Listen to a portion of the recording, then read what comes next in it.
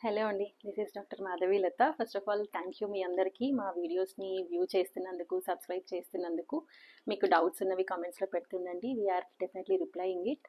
And ఫర్దర్‌గా మాకు encourage చేస్తున్నారు. మీరు కొంతమంది వీడియోస్ కూడా అడుగుతున్నారు. So will keep doing this videos and please do subscribe and encourage us. ఈరోజు మేము కాపర్ టీ అనేది వేస్తున్నాము. దీనికి ఏంటంటే ఫస్ట్ ప్రెగ్నెన్సీలో సిజేరియన్ తర్వాత 1 ఇయర్ బేబీ గ్యాప్ కావాలి అనుకుంటుంది. సో అందుకని మేము కాపర్ టీ సజెస్ట్ చేసాం. లాస్ట్ వీడియోలో కూడా చెప్పాను కదా, అన్వాంటెడ్ ప్రెగ్నెన్సీస్ని అవాయిడ్ చేయాలి అంటే ఇలాంటి కాంట్రాసెప్టివ్ మెథడ్స్ డెఫినెట్గా పాటిస్తే మంచిది.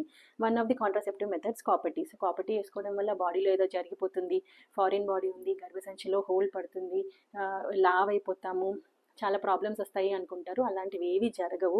కాంప్లికేషన్స్ కాపర్ టీతో అనేవి చాలా రేర్. 1 in 10,000 పీపుల్కి అలాంటి కాంప్లికేషన్ వచ్చే ఛాన్స్ ఉంటుంది. చిన్న చిన్న సైడ్ ఎఫెక్ట్స్ అంటే వైట్ డిశ్చార్జ్ కానీ హెవీ బ్లీడింగ్ కానీ ఉండే ఛాన్స్ ఉంటే అలాంటివి ఎలాగో డాక్టర్ చెప్తారు. వాటిని టాబ్లెట్స్తోని కవర్ చేసుకోవచ్చు. ఇప్పుడు మనకి 5 years ప్రెగ్నెన్సీ వద్దనుకుంటున్నప్పుడు ఇది 5 years వరకు వర్క్ చేస్తుంది. ఒకసారి ఇన్సర్ట్ చేస్తే ఫస్ట్ టైం ఒక 1 monthకి, తర్వాత 3 to 6 monthsకి ఒకసారి చెకప్ చేయించుకుంటూ ఉంటే సరిపోతుంది. మేజర్ సైడ్ ఎఫెక్ట్స్ అంటూ ఏమీ ఉండవు.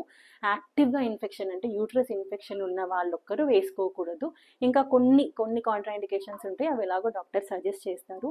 అన్వాంటెడ్ ప్రెగ్నెన్సీ వచ్చి అబార్షన్ టాబ్లెట్స్ వేసుకొని హెవీ బ్లీడింగ్ అయ్యేదానికన్నా ఇది చాలా సేఫ్ మెథడ్. ఈజీగా ఉంటుంది.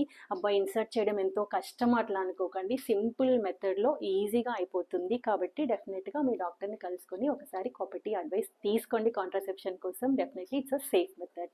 ఓకేనా? Thank you.